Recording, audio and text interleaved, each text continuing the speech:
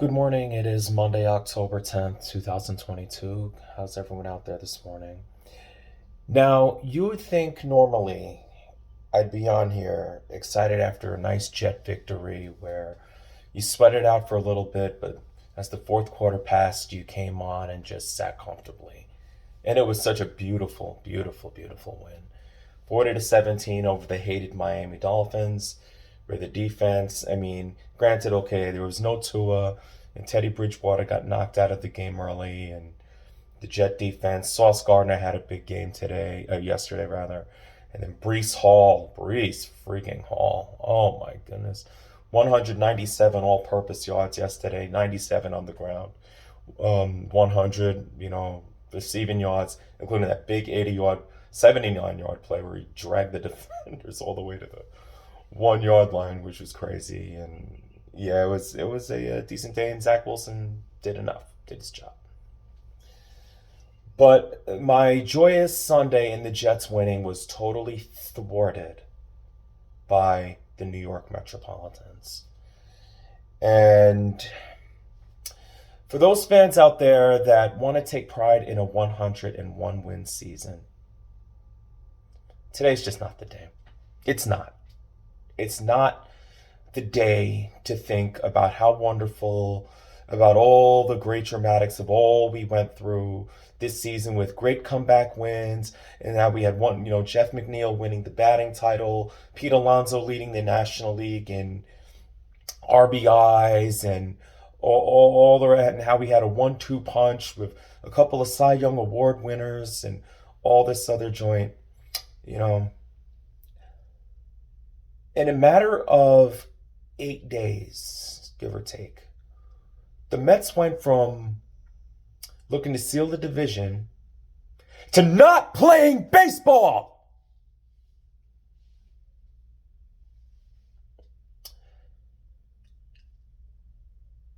Normally, I could sit here and give credit to it, but no. I am a sore loser. I don't take kindly to losing. I'm angry. I am pissed beyond belief that this happened. Today's just not the day. It is not the day to just take solace in what happened. You can call it the anger stage of grieving. 180 days, give or take, in a baseball season. The Mets had first place for roughly 175, more than 95% of the year, maybe 98%. And they coughed it up and had to play this weekend. And I said, after Atlanta last weekend, I said they got swept. You know what? They could theoretically not be playing baseball after this weekend. And they're not. And they matched up against the Padre team, the last team that I wanted to face, knowing how they gave the Mets a hard time the year, how they stocked up at the trade deadline, something the Mets did not. And I knew that this was going to happen. You knew it. With all that talent, and it wasn't even the big talent that did all this. Some of them did, but it was the bottom of their lineup that got to our pitching. And where was our offense? Our very suspect bats. Built to win, right? There are times where we were suspect. There was a time in late July where the bats were suspect. And the Mets got exposed when it mattered. They lose out on a stupid tiebreaker, which is why they were even here in the first place. They won 101 games. The Braves won 101 games. Well, it's the most amount of wins since 1988. Guess what? 34 years ago, things were different. Yeah, more teams have a chance to make the playoffs because back then, you either won your division or you didn't go to the postseason. Unfortunately, the Mets screwed themselves into a wild card, and here they are, losing to the 86-win Padres. Padres get to go play their division nemesis. And now, look at us. First place all year, right? Now the Phillies fans are laughing at us, and the Braves fans are laughing at us. And we deserve to be laughed at. While they play each other this week, and we're watching. Pathetic. You know, so much confidence was placed in this team, and we just got herbed. Trent Grisham, who's Trent Grisham? Dominated us all series. Jurickson Profar dominated. You know, with the exception of a couple of innings in Game 2 on Saturday night, where was this team? Friday night, the long ball shelled them all night long on Scherzer. Last night, small ball beat him. Edwin Diaz, Timmy Trumpet, you know, phenomenal year. Phenomenal year. And of course, it's 4-0. The game was in reach. I mean, like it mattered anyway. Because, what's his face? Austin Nola. I mean, by the time Austin Nola hit that bases loaded single in the top of the second inning, it just felt like the game's over. But Edwin Diaz's swan song to this season is giving up a 2-run single to Juan Soto, who, of course, has owned Edwin Diaz. And Juan Soto has owned the Mets because of all the years and all that time in a Nationals uniform.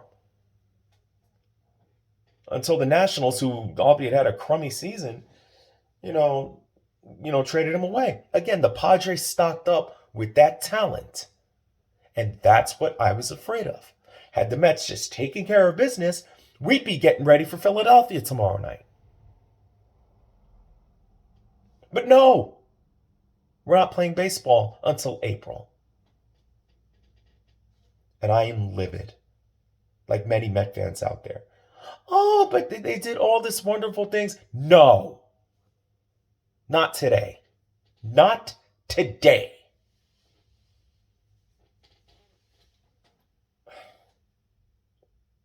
What a waste. Waste. A wasted year.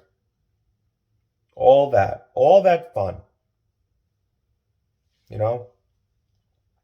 And this, unfortunately, was the end result. Obviously, when they started adding more teams for this postseason, the Mets would be getting ready for the Dodgers no matter what, ever since the wild card era started.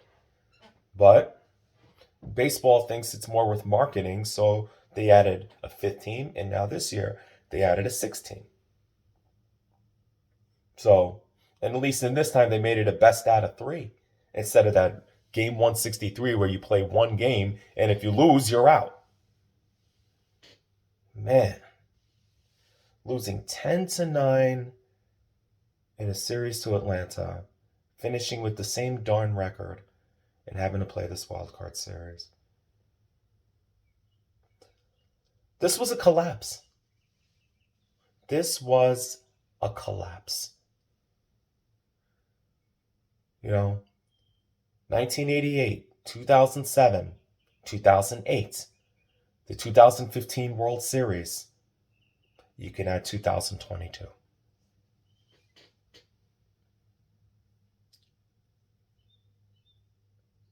It's just hard. It's just really hard. It's a tough pill to swallow. And just sitting there dejectedly last night. Yeah, I stayed and saw the Padres celebrate with each other on the field. It was horrible to watch. I don't know why I did it. But obviously no one gave the Mets a hand, and I don't blame them.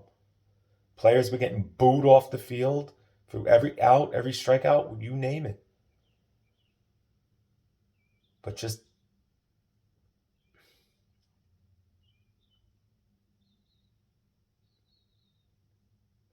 it's sad. Padres flew from the West Coast to New York. Did what they had to do. A Met team. So good at home. They barely ever lost series at home. It wasn't much that happened. And when we needed that, the Padres were one of those teams in the season and now in this postseason. And not only that, to close the series out there.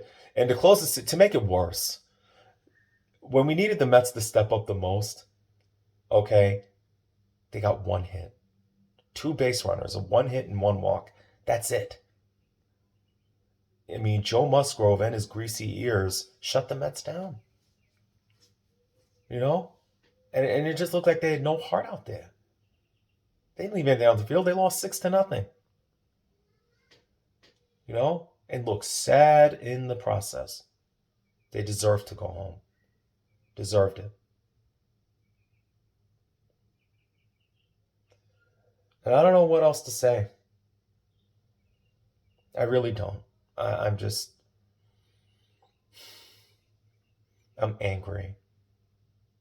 Angry beyond words. I don't know what else more to say on here. I'm just going to cut it. I'm mortified. Mortified. I'm a New York kid.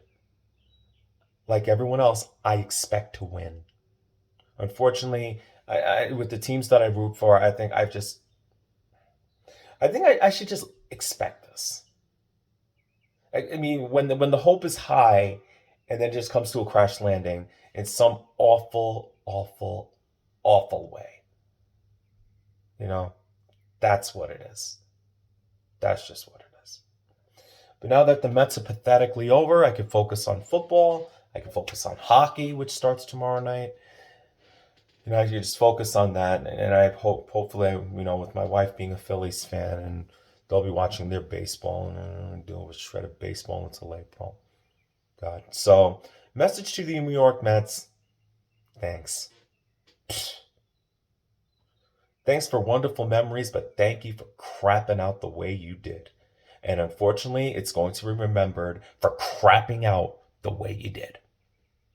See you later, folks.